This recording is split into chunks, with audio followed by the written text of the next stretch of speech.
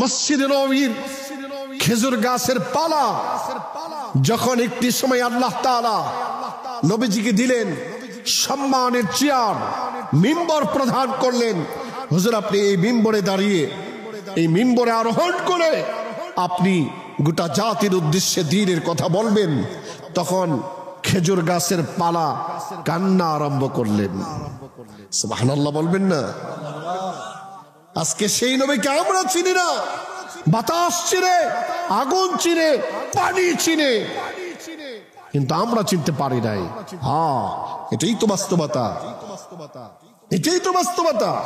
নমরুদ ইব্রাহিম আলাইহিস সালামকে চিনতে পারে নাই, কিন্তু ইব্রাহিম আলাইহিস সালামকে জ্বালিয়ে দেওয়ার জন্য, পুড়িয়ে দেওয়ার জন্য নমরুদ যে আগুনের আবিষ্কার করেছিল, সে আগুন আল্লাহর খলিলকে চিনতে ভুল করে নাই। কথা ঠিক কিনা?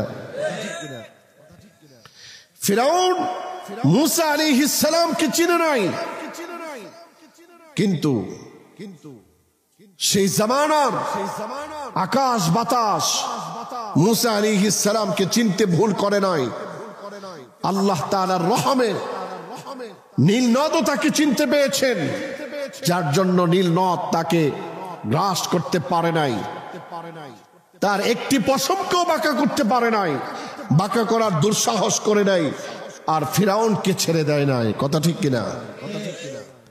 এর জন্য আমাদের চৌকান্না হতে হবে, আমাদের দৃষ্টিকে, গবেষণাকে আরো অসাত করতে হবে। না হয় নমরুদ, ফিরাউন, আবু জেহেল, উতবা, শাইবা, আবু লাহাব তাদের মতোই হবে। আবু জেহেল জীবনে তো মাস্তানি করতে কম করে নাই, কিন্তু ঘটনাটি কেমন হলো? আবু জেহেল, তার বাড়িতে মানুষ এখন প্রস্রাব আর পায়খানা করে, আর সেই আবু জেহেল, আবু লাহাব, আবু তালেব, মক্কার বেঈমান কাফেরদের নেতৃত্বে বিশ্ব নবী রাহমাতুল লিল আলামিন মহানবী নবী মুহাম্মদ রাসূলুল্লাহ সাল্লাল্লাহু আলাইহি ওয়াসাল্লাম মক্কা থেকে হিজরত করে মদিনায় যেতে বাধ্য হয়েছিলেন। হরতাল অবরোধ দিয়ে মুসলমানকে থাকতে দেওয়া হলো না,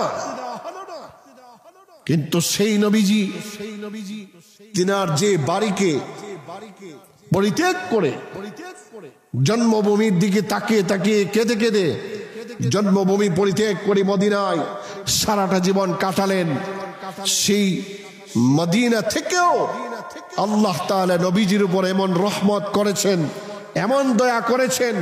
আল্লাহ পাক বলেন, ওয়ারাফা'না লাকা যিকরাক, হুজুর আপনি কোনো কষ্ট নেবেন না, আপনি কোনো চিন্তা করবেন না, আপনি মনক্ষুণ্ণ হবেন না, আপনি ধৈর্য ধরুন। আজকে দেখতে পাওয়া যায় নবীজির যে বাড়িটা, যে বাড়ি থেকে নবীজিকে বের করে দেওয়া হলো, যে বাড়িতে নবীজিকে নির্যাতন করা হলো, সেই বাড়ি আজকে হয়েছে ইসলামিক লাইব্রেরি। মানুষ সেখানে যে কিতাব পড়ে দেখে নবীজির বাড়িটা, আর সেখানে কিতাবের ভান্ডার। হ্যাঁ, নবীজির সাথে যে উঁচু কণ্ঠে কথা বলতো, বেয়াদবি করে কথা বলতো, তার বাড়ি কোথায়? হ্যাঁ, তার বাম পার্শ্বেই ওই যে যেখানে প্রস্রাব আর পায়খানা করে আসলেন। আবু তালেবের বাড়ি কোথায়? আবু লাহাব বলে যে এগুলো অনেক দূরে, ওখানে যেতে হলে সময় লাগবে, এমনকি অনেক কাফের আছে তার চিহ্ন পর্যন্ত নাই। সে আল্লাহ এখনো আছে না নাই? কথা বলেন, আছে না নাই? এই জন্য মুসলমান নবীর পক্ষে আসুন, রাসূলের পক্ষে আসুন, রাসূলুল্লাহর আদর্শ দিয়ে জীবন গড়ুন। আজকে দুঃখের সাথে বলতে হয়, সূরাতুল মাইদার একটি আয়াত আমি তিলাওয়াত করেছি, এই আয়াতের মধ্যে আল্লাহ তাআলা কি বলছেন?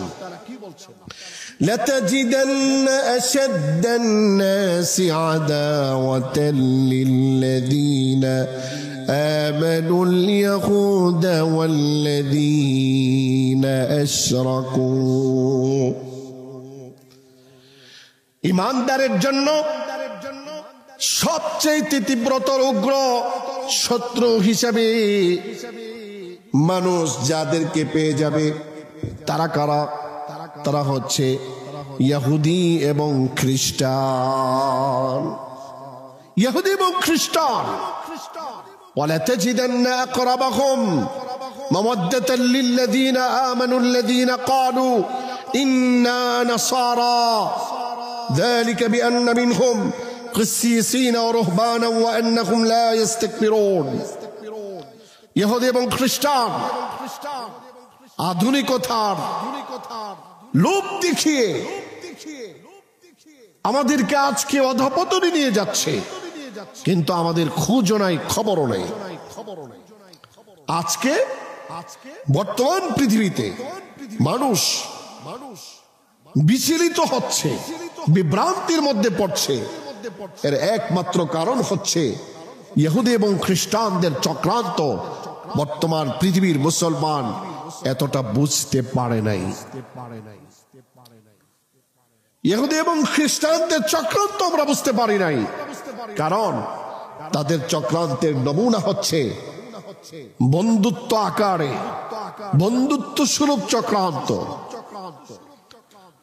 বুজুর্গের রূপ ধারণ করে চক্রান্ত, আমিরের রূপ ধারণ করে চক্রান্ত, নেতৃত্বের রূপ ধারণ করে চক্রান্ত, ফেসবুকের রূপ ধারণ করে চক্রান্ত, ইউটিউবের রূপ ধারণ করে চক্রান্ত,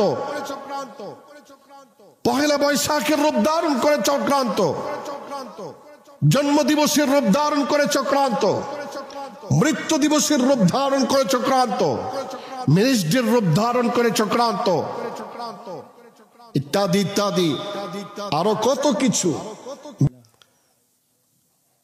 কিন্তু আপনি কোনোদিন চিন্তা করেন নাই, আপনি তো আযানের ভক্ত, আপনি তো ফজর, জোহর, আসর, মাগরিব, ইশার ভক্ত, আপনি তো শাহজালালের জমিনের মানুষ, আপনি তো 360 আউলিয়ার ছোঁয়া লাগা মানুষ, আপনি তো আপনার এমন এক দেশের মানুষ যে দেশের ইঞ্চি ইঞ্চি মাটির সাথে মদিনা ওয়ালা নবীর সেই সবুজ গম্বুজ এদেশের সবুজ শ্যামল পরিবেশের সাথে সামঞ্জস্য হয়ে আছে। আপনি কোনোদিন দেখলেন না যে মানুষ কেন 31st নাইটে অসভ্যকাল সার দিয়ে এই রাতটার নাম উচ্চারণ করে, রাতটাকে কেন যাপন করে? ও মুসলিম ভাই, তুমি কোনোদিন ভেবেও দেখলা না। হ্যাঁ, ভেবে দেখতে না পারো, এভাবে অন্ধবিশ্বাসের উপর জীবন যাপন করতে পারো, আল্লাহর কসম করে বলি, তোমার আমার নবী, কলিজার টুকরা নবী, রহমতের নবী, রহমতের নবী, আগুনের নবী, বাতাসের নবী, আকাশের নবী, জমিনের নবী, গাছপালা, তৃণলতার নবী, সৃষ্টি কুল কায়নাতের নবী রাহমাতুল লিল আলামিন বলেছেন, মান তাশাব্বাহা বিকওমিন ফাহুয়া মিনহুম। কিয়ামতের দিন নবীর সামনেও যেতে পারবি না যাদের কালচার দিয়ে, যাদের সাথে তোর সামঞ্জস্য ছিল, যাদের কালচার দিয়ে, যাদের ভালোবাসা দিয়ে, তাদের কাম দিয়ে, তাদের কাজ দিয়ে জীবন কাটিয়েছো, তার সাথেই তুমি ময়দানে মাহশারে দাঁড়াবা, তার সাথেই তোমাকে জাহান্নামে নিক্ষেপ করা হবে। এজন্য দোস্ত বলি, আর করো না, আর করো না, এখন একটু জেনে শুনে করো। পেঁয়াজ কিনতে যে যদি প্রত্যেকটা বাইচা বাইচা কিনতে পারো, আলু কিনতে যে যদি প্রত্যেকটা চেক করে করে কিনতে পারো, তোমার জীবনের এমন একটা মিনিট কেন পার হবে যে মিনিটের ব্যাপারে তোমার গবেষণা থাকবে না? দেখা দেখি লাফাবা না, দেখা দেখি লাফানো এটা সচেতন ব্যক্তির কাম নয়। এজন্যই আমি সে আয়াত তেলাওয়াত করেছিলাম। আল্লাহ তাআলা বলেছেন, তোমাদেরকে স্পষ্ট কোরআন দিয়েছি, স্পষ্ট নবী দিয়েছি, যে কোরআন রান্নাঘর থেকে বঙ্গভবন পর্যন্ত তোমার জীবনের সমাধান দিতে পারে। যে নবীর আদর্শ রান্নাঘর থেকে বঙ্গভবন পর্যন্ত, পায়ের নখ কাটা থেকে শুরু করে মাথার চুল কাটা পর্যন্ত নবীজির আদর্শ তুমি পেয়ে যাবা। সুতরাং সেই নবীর আদর্শ দিয়ে জীবনকে গড়ো, সেই কোরআনের বিধান দিয়ে জীবনকে গড়ো। রাজি আছি ইনশাআল্লাহ? না হয় ইহুদিদের চক্রান্ত আমাদেরকে ধাপে ধাপে শেষ করে দিবে, অলরেডি শেষ করেই দিচ্ছে।